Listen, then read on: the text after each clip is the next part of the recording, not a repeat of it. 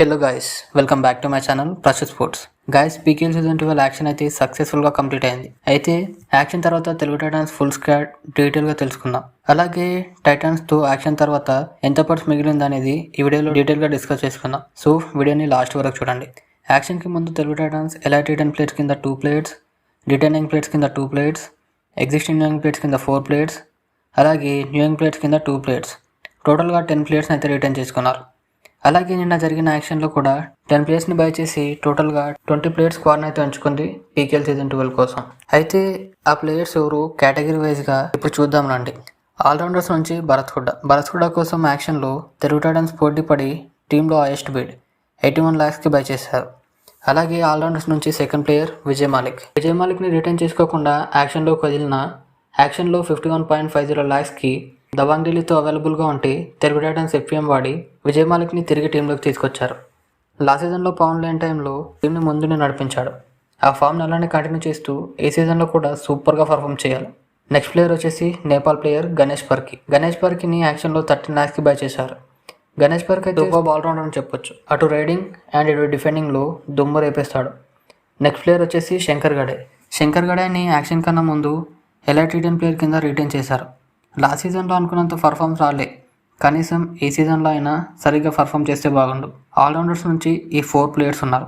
Defenders నుంచి first player Ajit పవర్ని elite return player కింద రిటైన్ చేసుకున్నారు. అజిత్ అయితే లాస్ట్ సీజన్లో ఓకేగా పర్ఫామ్ చేశాడు. ఇంకా తను బెటర్గా చేసుకుని టీంకి సపోర్టివ్ ప్లేయర్గా మారాలి. సెకండ్ ప్లేయర్ వచ్చేసి అంకిత్ని కూడా తెలుగు టైటన్స్ రిటైన్ చేసుకున్నారు. అంకిత్ నుంచి అయితే లాస్ట్ సీజన్ మంచి పర్ఫార్మెన్స్ అందింది. ఈ సీజన్లో కూడా సేమ్ అలాగే కంటిన్యూ చేయాలి. నెక్స్ట్ ప్లేయర్ సాగర్ కూడా ఎగ్జిస్టింగ్ యంగ్ ప్లేయర్స్ కింద టీంలోకి రిటైన్ అయ్యాడు. ఆ సీజన్లో యంగ్ ప్లేయర్ అయినా కూడా ఏ ప్లేయర్కి భయపడకుండా ఎక్స్పీరియన్స్ ప్లేయర్కి పోటీగా వెళ్ళి టీంకి ఫుల్ సపోర్ట్గా ఉండే. నెక్స్ట్ ప్లేయర్ వచ్చేసి బంటు అండ్ అవిదూహాన్. ఈ 2 ప్లేయర్స్ అయితే ఎన్వైపీ కేటగిరీ నుంచి టీంలోకి వచ్చారు. వీళ్ళలో కూడా సూపర్గా పర్ఫామ్ చేసే సత్తా ఉంది. చూడాలి సీజన్ 12లో ఎలా పర్ఫామ్ చేస్తారో.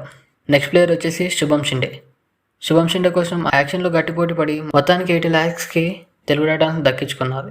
అలాగే రాహుల్ దాగర్ని 9 lakhsకి, అలాగే అమ్మన్ని 13 lakhsకి బై చేశారు. డిఫెండింగ్ నుంచి టోటల్గా 8 ప్లేయర్స్ అయితే ఉన్నారు. అలాగే రైడింగ్ కేటగిరీ నుంచి జై భగవాన్ అండ్ మంజిత్ ఇద్దరిని 13 lakhsకి బై చేసి టీంలోకి వెల్కమ్ చెప్పారు. Next player Ashish Narwal. ఆపద్ బాంధవుడు తిరిగి తెలుగు టైటన్స్లోకి అడుగుపెట్టాడు. ఆశిష్ కోసం తెలుగు టైటన్స్ ఎఫ్బిఎం యూజ్ చేసి 15.7 lakhsకి టీంలోకి తిరిగి వెల్కమ్ చెప్పారు. లాస్ట్ సీజన్లో do or die specialist and టీంలో ఏ ప్లేయర్ లేనప్పుడు టీంకి అండగా ఈ సీజన్లో నిలవాలని కోరుకుందాం. నెక్స్ట్ రైడర్ అమీర్ని తెలుగు టైటన్స్ 26 lakhsకి బై చేశారు. నెక్స్ట్ ప్లేయర్ ప్రఫుల్ జెవార్ని రిటైనింగ్ ప్లేయర్ కింద యాక్షన్ కన్నా ముందే రిటైన్ చేసుకున్నారు. అలాగే next 3 players Chetan Sahu, Nitin and Rohit. 3 players కూడా ఎగ్జిస్టింగ్ న్యూ ప్లేయర్స్ కింద రిటైన్ అయ్యారు. ఇది గైస్ టైటాన్స్ 20 ప్లేయర్స్ స్క్వాడ్. అయితే రైడింగ్ నుంచి 8 ప్లేయర్స్, డిఫెండింగ్ నుంచి 8 ప్లేయర్స్, అలాగే ఆల్రౌండర్స్లో 4 ప్లేయర్స్ 20 ప్లేయర్స్ స్క్వాడ్ని అయితే ఉంచుకున్నారు పీకేఎల్ సీజన్ 12 కోసం. అలాగే యాక్షన్ తర్వాత తెలుగు టైటన్స్తో రిమైనింగ్ పార్ట్స్ ఎంత ఉందంటే ఈ 20 ప్లేయర్స్ కోసం 4.531 CR స్పెండ్ చేశారు 5 CR నుంచి. అలాగే 46.88 lakhs తెలుగు టైటన్స్తో ఉన్న రిమైనింగ్ అమౌంట్. అన్ని టీమ్స్తో చూస్తే మన దగ్గర ఎక్కువ అమౌంట్ ఉంది. ఆ అమౌంట్ ఏ ప్లేయర్ అయినా తీసుకుంటే అయిపోయేది.